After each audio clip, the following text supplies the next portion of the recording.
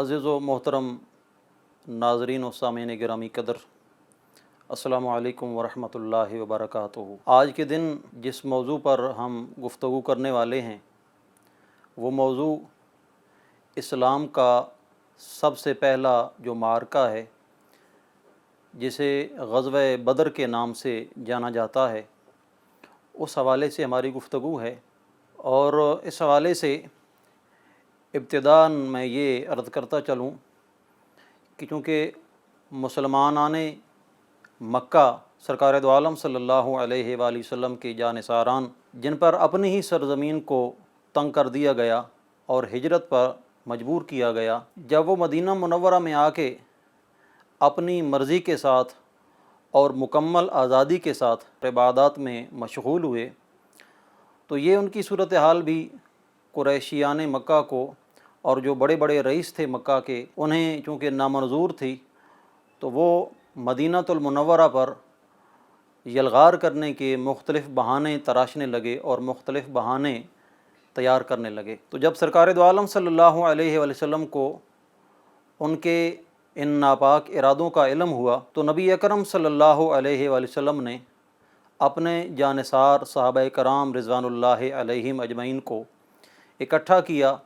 اور ان سے رائے طلب کی کہ مکہ کے کفار ہم پر چڑھائی کرنا چاہتے ہیں اور ہم پر جنگ مسلط کرنا چاہتے ہیں، تو میں تمہارے ساتھ یہ مشورہ کرنے کا ارادہ کرتا ہوں کہ تمہارا ارادہ کیا ہے اور تمہاری رائے اس حوالے سے کیا ہے۔ سب سے پہلے مہاجرین مکہ جو نبی اکرم صلی اللہ علیہ وآلہ وسلم کے ساتھ ہجرت کر کے مدینہ شریف میں آئے تھے، انہوں نے اپنی جان کا نذرانہ پیش کرنے کا عہد کیا اور آپ پر جان قربان کرنے کی تیاری کی اور حضور علیہ الصلوۃ والسلام کو اپنے ساتھ ہونے کا یقین دلایا۔ لیکن سرکار دو عالم صلی اللہ علیہ وآلہ وسلم نے اپنا رخ انور انصاران مدینہ کی طرف پھیرا کہ تمہارا کیا ارادہ ہے۔ تو انصار مدینہ کا جو وہاں پہ سربراہ تھا، سرکار دو عالم صلی اللہ علیہ وآلہ وسلم کو مخاطب کر کے عرض کرنے لگا، یا رسول اللہ صلی اللہ علیہ وآلہ وسلم، اگر آپ کا اشارہ ہماری طرف ہے تو ہم آپ کو یہ یقین دلاتے ہیں کہ اگر آپ ہمیں سمندر میں کود جانے کا حکم دیں تو انشاءاللہ ہم اس سے دریغ بھی نہیں کریں گے، بلکہ ہم اس موقع پر بنی اسرائیل کی طرح کبھی بھی یہ نہیں کہیں گے کہ آپ جانیں اور آپ کا رب، ہم تو یہاں پہ بیٹھے ہوئے ہیں۔ تو سرکار دو عالم صلی اللہ علیہ وسلم نے مٹھی بھر جانثار جو 313 کے قریب تعداد مورخین اور محدثین لکھتے ہیں، ان کو لے کر مدینہ المنورہ کے جنوب کی جانب مقام بدر ہے وہاں روانہ ہوئے۔ تو مدینہ شریف سے باہر نکل کے حضور علیہ الصلوۃ والسلام تقریباً 1 میل باہر جا کر اپنے لشکر کا ازسر نو جائزہ لیا۔ جائزہ لینے کے بعد حضور علیہ الصلوۃ والسلام نے اعلان فرمایا کہ میرے صحابہ، تمہارے لشکر میں اگر کوئی کم عمر ہے تو میں اسے واپس جانے کا حکم دیتا ہوں۔ جو کم سن بچے تھے واپس جانے کے لیے تیار ہوئے، تو حضور علیہ الصلوۃ والسلام کے اس لشکر جرار میں ایک عظیم نام جو کم سن لڑکوں میں شمار ہوتا ہے۔ میں سمجھتا ہوں کہ آج کی اس گفتگو میں ہماری نوجوان نسل کے لیے اور بالخصوص آنے والی نسلوں کے لیے ایک بہت بڑا پیغام اور ایمان افروز سبق ہے۔ وہ یہ ہے کہ حضرت سعد بن ابی وقاص رضی اللہ تعالیٰ عنہ کے چھوٹے بھائی حضرت عمیر بن ابی وقاص رضی اللہ تعالیٰ عنہ ابھی کم سن ہیں، چھوٹی عمر ہے، لیکن اپنی جان سرکار دو عالم صلی اللہ علیہ وآلہ وسلم کی ذات گرامی پر قربان کرنے کا اتنا شوق اور ایسا جذبہ ہے کہ آپ چیخنے اور چلانے لگے۔ کم عمری میں یہ ان کا ضد کرنا اور اصرار کرنا کہ میں بھی جنگ میں اپنے بزرگوں کے شانہ بشانہ لڑنا چاہتا ہوں، حضور علیہ الصلوۃ والسلام کے قلب انور کو حضور علیہ الصلوۃ والسلام نے اس کو محسوس فرمایا اور اس کے اس اصرار کو اور اس ضد کو آپ صلی اللہ علیہ وسلم نے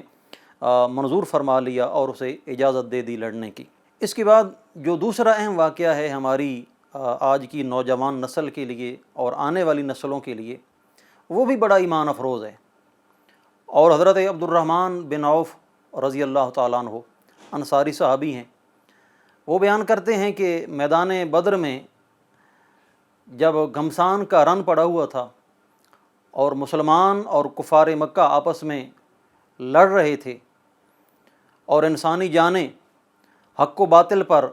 ضائع ہو رہی تھیں، جو حق پر تھے وہ تو مقام شہادت پر فائز ہو رہے تھے،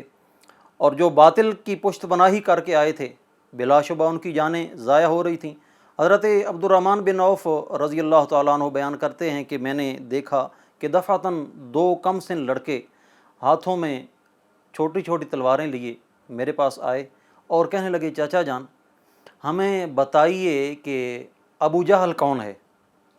ہمیں بس ذرا آپ وہ دکھا دیں۔ حضرت عبدالرحمن بن عوف کہتے ہیں کہ میں بڑا حیران ہوا اور ان بچوں سے پوچھا بیٹا تم جانتے بھی ہو کہ ابو جہل کون ہے؟ وہ تو مکہ کا اور عرب کے قبائل کا بہت بڑا سورما ہے، بہت بڑا بہادر ہے، تم کیا کرنا چاہتے ہو؟ تو ابو الاسر حفیظ جالندری لکھتے ہیں کہ ان بچوں نے زبان حال میں یوں کہا کہ چچا جان قسم کھائی ہے کہ مر جائیں گے یا ماریں گے اس ناری کو، سنا ہے گالیاں دیتا ہے محبوب باری کو۔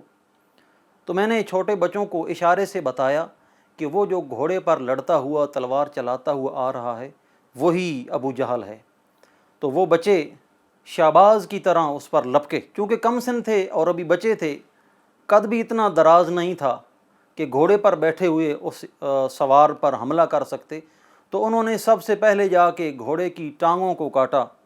اور گھوڑا جب نیچے گرا تو اس پر جو سوار تھا ابو جہل مکہ کے کافروں کا سردار وہ بھی نیچے آیا، اور شہباز کی طرح ان 2 کم سن بچوں نے اس پر حملہ کر دیا اور اس کا کام تمام کیا۔ میں سمجھتا ہوں کہ ہماری نوجوان نسل کے لیے اور آنے والی نسلوں کے لیے ان دونوں واقعات میں بہت بڑا سبق ہے کہ اگر کبھی بھی دین اسلام پر آنچ آنے کا وقت آئے یا خدا نخواستہ کسی قسم کا نقصان ہونے کا اندیشہ ہو ہمارے دین کے حوالے سے، تو ہمیں چاہیے کہ ان 2 بچوں کی طرح اپنے ایمان کو مضبوط رکھیں، مستحکم رکھیں اور اپنی جان کی پرواہ نہ کریں۔ اور یہ ایمان کا بہت بڑا امتحان تھا ایام بدر میں کہ 2 سال پہلے اکٹھے رہنے والے، ایک ہی گھر میں رہنے والے لوگ جب حق و باطل کے لیے ایک دوسرے سے الگ ہوئے تو جو حق کے ساتھ تھے،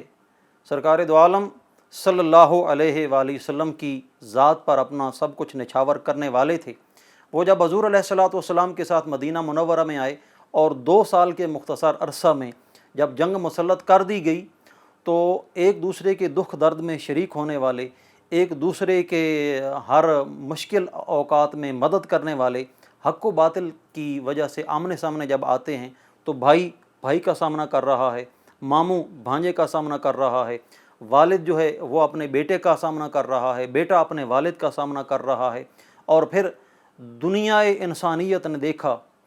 اس زمین و فلک نے دیکھا کہ نظریہ جیت گیا، حق جیت گیا اور باطل مٹ گیا، اور قرآن نے اسی کو کہا ہے کہ وَقُلْ جَاءَ الْحَقُّ وَزَهَقَ الْبَاطِلُ إِنَّ الْبَاطِلَ كَانَ زَهُوقًا وَمَا عَلَيَّ إِلَّا الْبَلَاغُ الْمُبِينُ۔